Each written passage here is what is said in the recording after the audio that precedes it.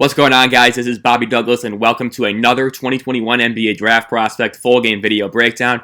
Today we're going to be taking a look at Stanford wing Ziaire Williams. Ziaire came in as a top 10 recruit out of high school, played with Sierra Canyon and obviously B.J. Boston and Bronny James, among others. And he was very highly recruited, sought after by a lot of schools. Ultimately chooses Stanford and has a pretty up and down season. He had a lot of stops and starts with COVID-related issues and things like that. But overall, he's super high upside kind of guy, 6'8", 185, can get his shot off over anybody, has a really fluid off the dribble game. So I'm excited to get into this breakdown with you guys today, and let's get right into it. He is going to be number 3 in the red, so you can see him tip the tip-off back to his point guard, and he will start off in the right corner. So yeah, we'll watch him play, and again, first thing that jumps out to me is just kind of how fluid he is moving. I'm always big on the fluid movers, and Ziaire Williams is certainly that, as he makes a nice little pass to number 1 for Stanford. Looks like a blocking foul.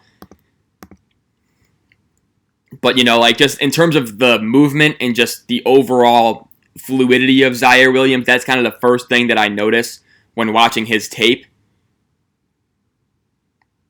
The shooting numbers weren't great. He was only a 37% field goal shooter and 29% from 3 this year, but I do think part of that is just kind of the shots he was taking, and I'll get a little bit more into that as the first half video goes on. But basically, his lack of strength doesn't allow him to really get to the rim, and so he'll be settling for a lot of these off-the-dribble twos, which are obviously a very inefficient shot in basketball, and so he takes a lot of those. Obviously, you're not going to hit all those, and so his shot percentages are going to go down. Right there, you see him grab the rebound and basically lead the break for Stanford. And again, this is what I mean. So he's going to end up in a travel here, right? But just this handle. So he got the rebound. He's dribbling up the floor, and he's just immediately using a ball screen right here. This is the type of advanced dribble moves that you don't really see from somebody his size, right? Kind of like the escape dribble, then back. He ultimately trips over his feet, and I think he travels the ball. But overall, those types of moves are kind of encouraging when I'm looking at his long-term future. I'm thinking of a Cam Reddish type where, kind of similar issues, with just the passivity and the overall shot selection, things like that. But the tools were all there.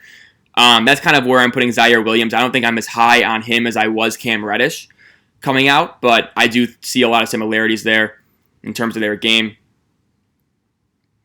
We got a floater for Stanford that's going to miss. Another thing Ziaire Williams needs to do is put on strength. So we saw in the last possession defensively, he kind of got bodied by that screen, and that's going to be a recurring theme. His effort is usually pretty good defensively, but a lot of times he has to go under screens just because he can't really fight over them yet because of that lack of strength. And so he's a very good on-ball defender. He moves his feet well, has good length, will get in passing lanes, can pick defenders' pockets. Right there, that's a good contest, and it's going to lead to a missed shot.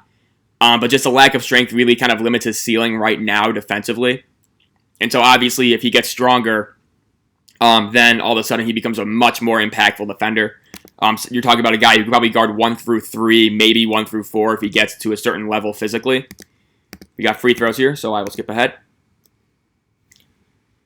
So yeah, the tools are all there for Williams, and I think his on-ball skills are pretty advanced for somebody for comparison, somebody like Greg Brown or someone of similar size, someone like that, or even a Scotty Barnes, for instance. Scotty Barnes obviously has the passing instincts, but the off-the-dribble shooting and the shooting motion in general isn't there. Ziaire Williams kind of has that.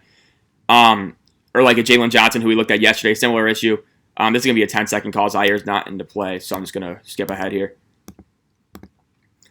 So, just that, being able to shoot off the dribble, I think, is a playoff basketball skill.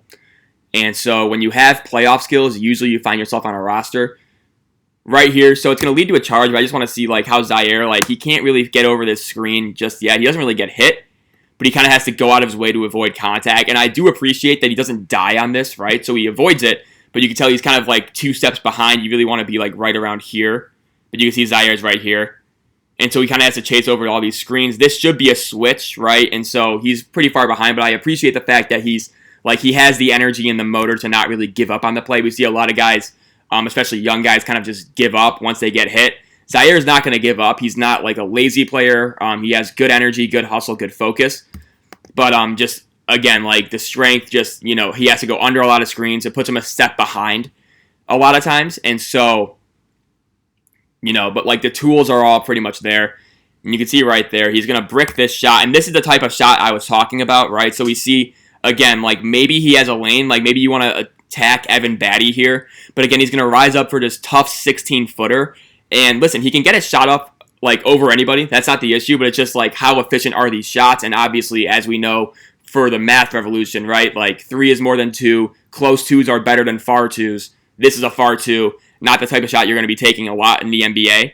Granted, he gets it up, and look at how high this ball goes. It is literally like a moon ball. It almost leaves the frame, right? And he misses it badly. But again, he can get that shot off over anybody. Just got to go in a little bit more. And he has shown the potential to make threes. His free throw numbers are good. He shot, I believe, around 80% from the free throw line, so that's like a solid number. His shot can be a little bit slow, just kind of, it looks a little bit methodical at the top. And I do worry about the rotation on his shot as well. We'll see a close-up, I think, later in this half on one of his made threes, where like the rotation doesn't really look great to me. Right here, you can see, again, gets hit on this screen, and then he has to go under, right? And this is just a simple flare screen. This guy's going to have a wide-open three. He's going to drill it, right? So he gets hit, has to go under, offers a decent late contest, but that's, the margin for error in the NBA is even smaller than it is in college defensively. And right there, you can see where he kind of gets himself into trouble on the defensive end. See right here, again, he's very confident with his dribble. Right there, it kind of looked like a DHO, but number one just kind of wanted to shoot that. Not really Ziaire's fault. I think that was kind of an out-of-the-offense type of shot. He's engaged in terms of rebounding. We see him, check his man for a box out. He averaged around 4.5 rebounds a game this year. Not like insane numbers, but I do think, as he gets stronger, he'll get a little bit more aggressive on the glass, and then immediately he's a rip and run threat in transition. We already saw that earlier in this half. So again, it's funny, I can talk myself into a guy like Ziaire Williams more so than I can talk myself into a guy like Isaiah Jackson. Just because I think what Williams brings potentially, I think his ceiling is so much higher than a lot of these guys in the same, stratosphere draft-wise. And so you kind of like, it depends on how you frame it. If you're looking at like the upside and just the overall potential, just the shot-making ability that he can have, then you're going to really like him. If you're looking at, just this kind of guy, maybe he doesn't fill out right. Maybe he doesn't really fix his outside shot. Maybe he still can't get over, shooting mid-range twos a lot.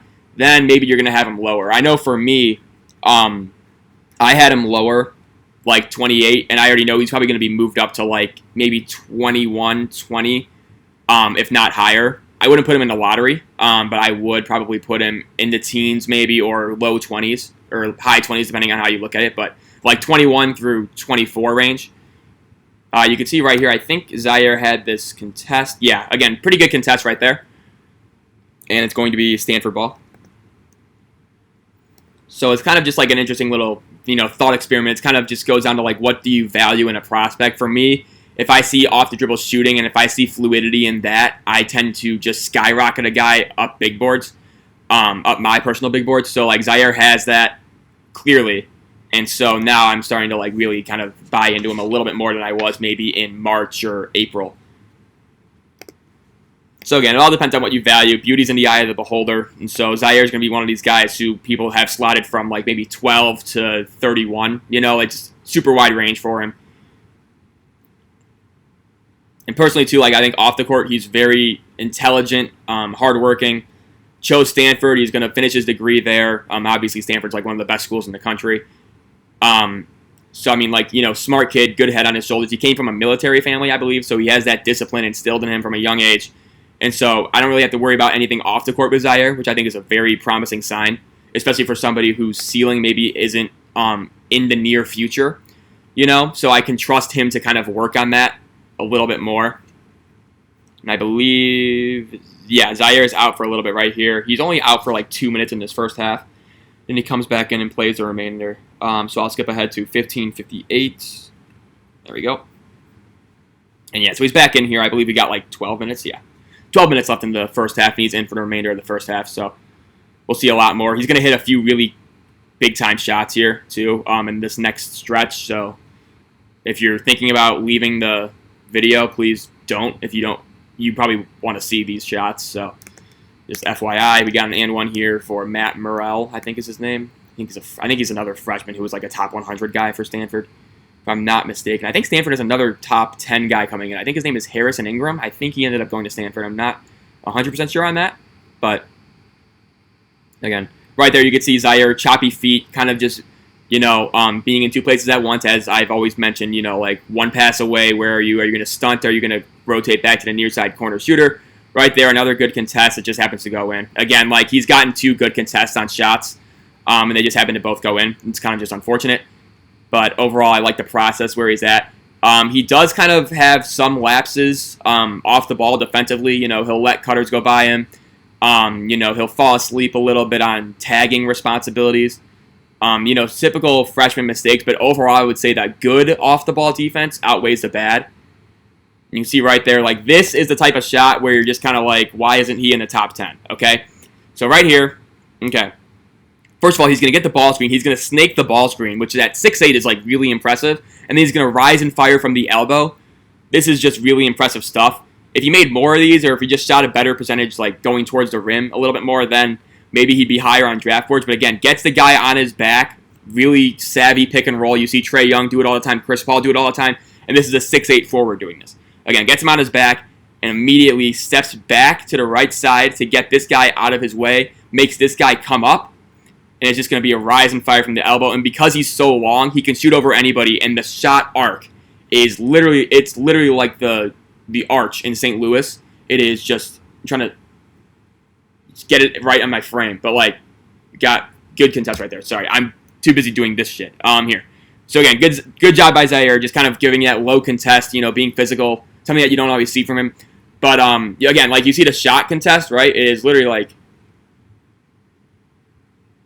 it's out of the frame. And you can see right there, oh, this was the rotation I was talking about. Okay, so right here, you're going to see it. And so I do kind of worry about the rotation, right? Because it looks like he's almost corkscrewing it a little bit. So you can see it right there. And you can see how it's kind of rotating this way, right? So it almost looks like a side spin. So that's something that I maybe want to see a little bit adjusted.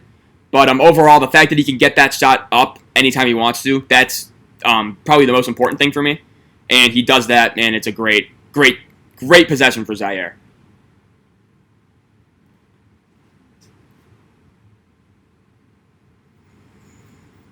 And so here he is again. Let's see what he does here. And so again, just getting into that step back. Again, just fucking launches it. Like, holy shit. Again. Similar kind of situation here. He's going to come off, like a side ball screen. And this time he's stepping back to his left, which I think is very impressive as well. I think he could step back going either way. And he's really good at creating space because he's so long. Especially his arms are super long, his legs are super long. So he can create space in fewer steps, which is always a plus. And you can see right here, he stays on balance, right? And look at how much space he generates here. And this is just a rise and fire. And again, look at how high the shot is. You can't even see the ball right here. How can you not see the ball? I've never seen somebody shoot this high in my life. But it's just wet. It goes straight through the hoop. And so I think he does have decent touch. And again, I think a lot of the shot inconsistency comes from taking difficult attempts. We talked about the mid-range twos. A lot of his shots came like that from three. Right there, he kind of bites on that subtle pump fake, but manages to stay disciplined. Got a little bit turned around there defensively. He did the 360, chasing your tail is what I like to call it. And so sometimes his back will be to the ball defensively. You can see right there, not really giving a whole lot of effort. He'll get out of his stance a little bit off the ball, especially if he's on the weak side. So, that's something that I would just tighten up, and I'm sure he would. But going back to the shot, it is a moon ball. I've never seen anything like it, I don't think. Just how high it goes. But if it goes in, it doesn't matter.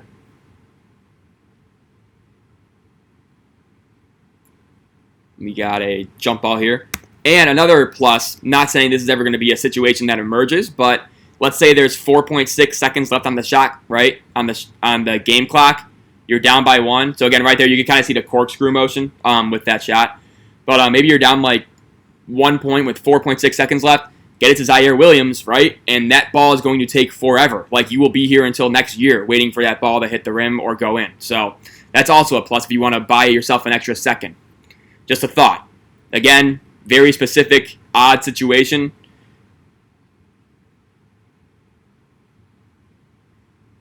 So right here we see Ziaire kind of, again, he kind of gets bumped off on this initial screen, right? Or actually, no, yeah, right here, okay.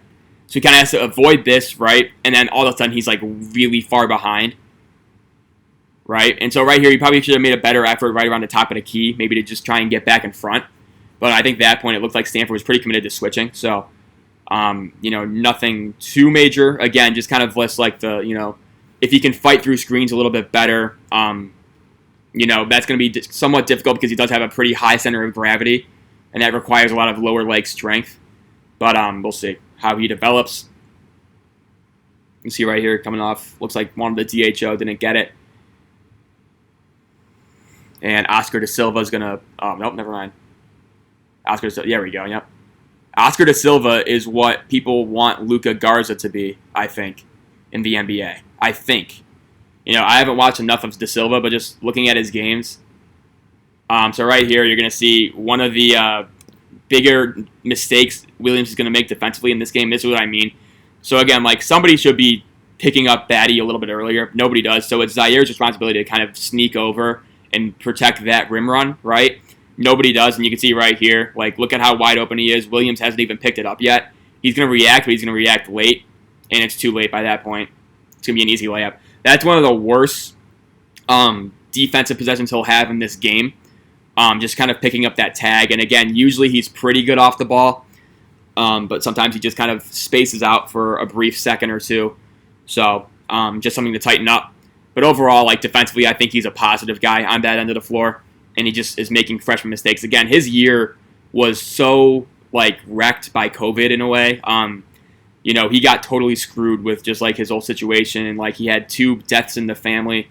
You can see right here, again, just kind of doesn't really know how to get into the lane. So right here, I appreciate him not stepping back and pulling up for a mid-range 2. But then you can still tell, like, just kind of, like, the inexperience he has finishing around the basket. He's just going to plow right into Batty. And you can see, just look at how much the shot is altered by contact. Like, this isn't even close, right? And so he needs to do a better job kind of absorbing contact, being smarter when he gets into close areas around the basket. And that's really going to that's going to unlock, like, his passing, which is pretty good. His off-the-dribble game, as we've seen put on display, that'll unlock a lot of things for him. But no, like, Stanford, like, they couldn't play in their home arena for a while. They had that to worry about. Ziaire Williams had 2 deaths in the family during the year. They were like 2 weeks apart. And so he went to both of those funerals, obviously. And then he has to come back and quarantine for a week or two. Like, so it was very stop and start. And he only ended up playing 20 games for Stanford this year. But, there were a lot of extenuating circumstances that I think maybe contributed to his just, disappointing by some accounts season. So, yeah, it's just something kind of just to keep in mind with him, I would say.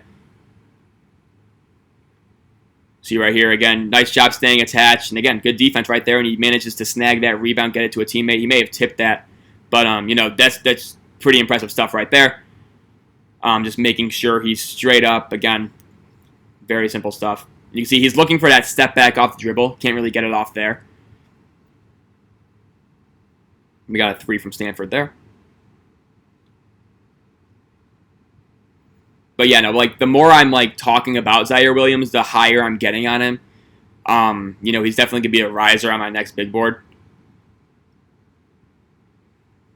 And you can see right here, kind of just poor communication off the ball defensively, and you can see right there, just kind of. So Williams right here, not the best effort. So you can see he's straight up, offers basically no contest, and then he's just kind of like, yeah, whatever. Like I'm gonna get a late contest up here, but he's pretty. Relaxed to the fact, and so maybe just a little bit of a better effort right there would have been necessary. But again, like this, I'm banking on Ziaire Williams that we saw like the first like few weeks of the season where he was just all over the place. I know he has it in him. So right here, really nice finish. Actually, I think that's with his left hand. So again, he's going to hop step after the power dribble, jump stop, and again he fights through traffic and he finishes with the left hand. Off of cuts, I think it could be pretty valuable, as we saw right there. That was kind of like a extended flex cut in a way. he definitely can be valuable in that regard, I think, as a cutter, especially if and that can also allow him to finish, get more confidence finishing. So right here we got a charge, but again, just this is what I mean, like impact on the ball as well, right? So he has those long arms. He can stay in front of quicker players, and he just is going to take this kid's lunch money. And, transition 1-on-2, kind of a tough break, and then they're going to get called for a charge. Not really much Ziaire could have done there. But no, as a cutter, I think that's a great way to get him going towards the basket and getting more confidence finishing at the rim. And then all of a sudden, like, being able to create your own offense, create your own driving lanes, that should come pretty naturally to him because he does have that, basic handling package, which is very good. So, there's just a lot of different avenues you can take with him. So I'm really excited to see how he turns out. And again, if he gets to a good development staff, like that's 50% of it in the NBA. Especially with these guys like being taken late lottery, early 20s, late first round. It's a lot of it is just developmental situation that you get put into. So right here we got a kick out pass. Let's see what happens here. And so again, right here, this is what it's kind of like the same thing, right? I don't know what it is. So I wanted to mention this earlier, but it's almost like his coordination between his hands and his feet are off, okay? When I watched him the first few times, I said like he kind of looks like he's playing on ice skates because he doesn't, it's very tentative almost, right? And so it looks like his feet are going, like they look okay, and then he just like doesn't know what to do with his hands, right? It's very weird. There seems to be a disconnect between his legs and his arms, and then it leads to things like this where it's a 2-on-1 fast break and it's a turnover or a travel, right? And you can see he's pissed off about it, but it's very strange to me. It's I think it was Jackson Frank, the first few games he played, he tweeted out something like, "Oh yeah, like his gait looks off," right? And that I was thinking the same thing as watching it. Because, like, it was just, like, the way he was, like, kind of moving around, it looked weird. Like, he was fluid, he was quick and everything. That didn't look bad. It was just, like, it just felt a little bit awkward for him, like, kind of, like, controlling his hands and his feet at the same time. It almost looks like he's still kind of trying to grow into this frame a little bit more. And so it's just kind of interesting to watch him. So like, right there, it just kind of seems like hands and feet on totally different pages. And, again, he kind of just gets frozen up and doesn't really know what to do. That leads to the turnover, and then in this game he has 6 turnovers, so we'll see a lot of those moving forward. But yeah, no, it's kind of interesting with him. Just like the coordination aspect of it. I'm not talking like hand-eye, I'm talking about like hand-foot, hand-leg,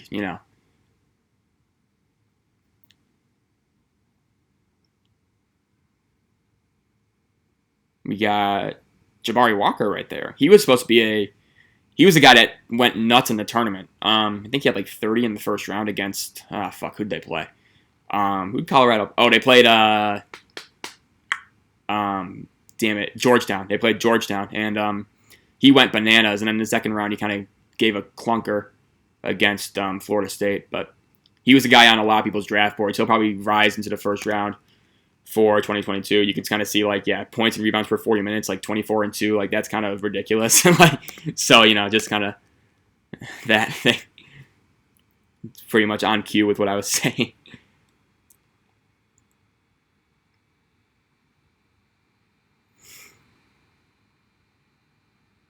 So here's Ziaire on the wing. And again, like the handle's pretty good. And again, the step back, jab step, like that's ridiculous, right?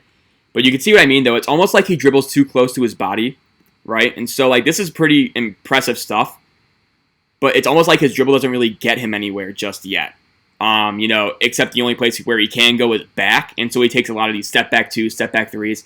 And he can hit those, as we just saw, But if he can get a little bit more of, like, an incisive, penetrative, like, handle, then it just opens up so much more of the game for him. Right there, kind of gets caught on that little back screen. So again, this is like almost a seal out. Batty basically seals off 2 defenders for Stanford, right? And again, Zaire's got to be more physical, fight through that, and offer a better contest. He also, on that play too, and what I've seen a lot of, when he's going around screens, he tends to put his outside foot over his inside foot, and so he's almost like turning into a sprint, when really he should try and shuffle over that, get his inside leg over the screener, and then try and see if he can beat it. But just something subtle. He had a good pass there. I don't think it led to anything, but it was a good pass. And again, Williams has like the basic passing vision. Again, we'll see more of the passing, and I'll talk about more of that in the second half. So I don't want to get too far ahead of myself. But that is something that Williams does have, I think. So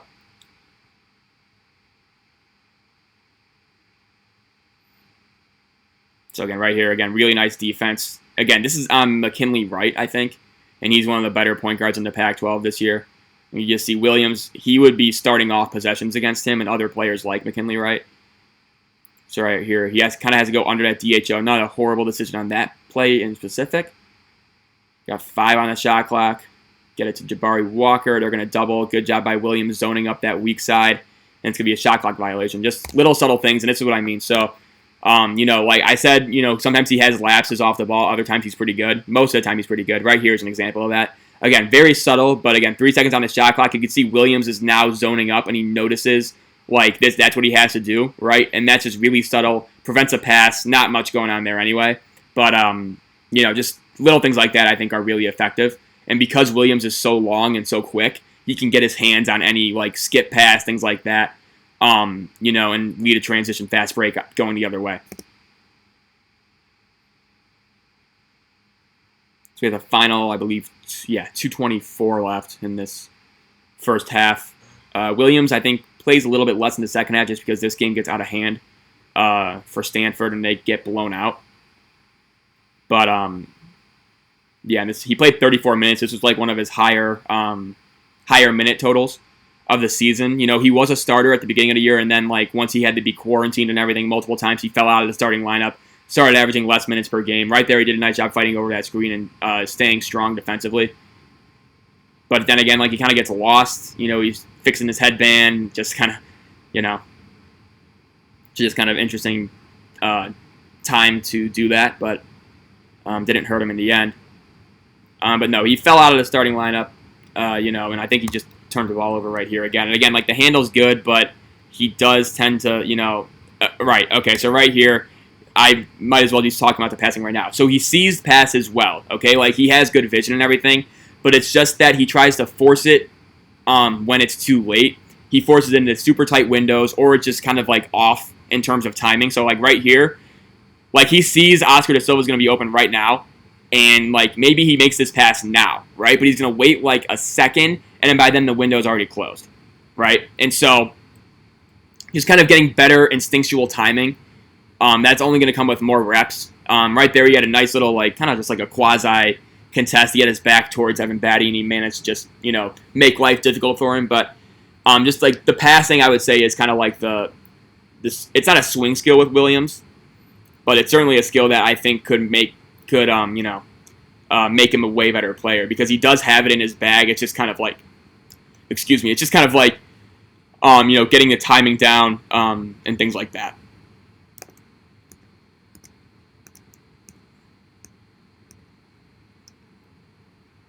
So again, right here, it's going to go under the screen again. Like right there, I think he's giving McKinley Wright way too much space. I think he needs to be up in his grill. But, and again, it leads to a pass. Not really on Ziaire, though, but.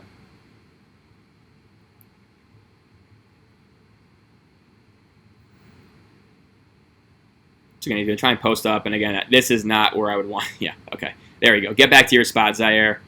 And again, right here, again, a lot of these shots, sometimes they go in, most of the time they don't, right? And that's true for any player if you're not like Damian Lillard or someone. But again, like he creates space well. He can get that shot off pretty fluidly. If he makes this at like a 36% clip, these like off the dribble step back threes, that's a win. Stanford obviously was not there. And again, sometimes it looks like he little bit maybe just like elongates his release a little bit too much. Kind of causes him to just like leave it short. But, yeah, right there, he's going to have a lot of bad misses as he's still kind of just, again, like growing into his body, things like that. But, I do think just like the shot creation thing is something that I'm really big on as an evaluator. And so he has that. Therefore, he's going to be regarded highly on my final big board. Right there, that's a 3 to end the half. I will pause the video right here. And that is the end of the first half video. I hope you guys enjoyed it. I will get back to you soon with the second half video.